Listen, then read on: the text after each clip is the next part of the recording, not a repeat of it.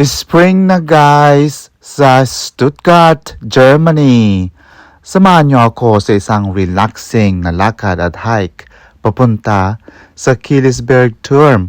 Habang naglalakad ako, makikita mo agad ang mga bulaklak na nagbubloom, ang fresh ng hangin at ang ganda ng paligid.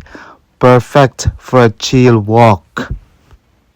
Medyo paakyat ang daan papunta sa tower pero kayang-kaya naman. Hindi siya sobrang hirap, sakto lang para sa isang light hike. Habang umaakyat, napapalibutan ka ng mga puno at greenery. Tahimik, relaxing, at parang nawawala ang stress mo sa araw-araw.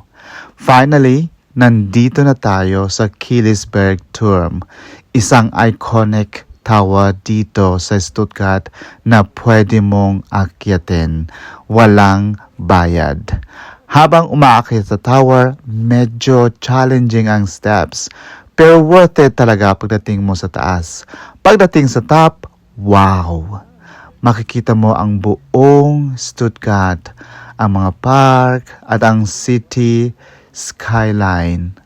Ang sarap lang tumayo dito, huminga ng fresh air at mag-relax.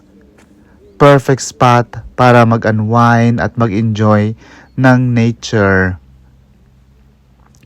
Sa mga kapwa ko Pilipino dito sa Germany o nagbabalak pumisita, highly recommended ko ang place na to. Stuttgart, ang ganda mo sa spring. For sure, babalikan ko ang Killesberg Turm sa ibang season naman. Salamat sa panonood at Folgen für mehr Filipino.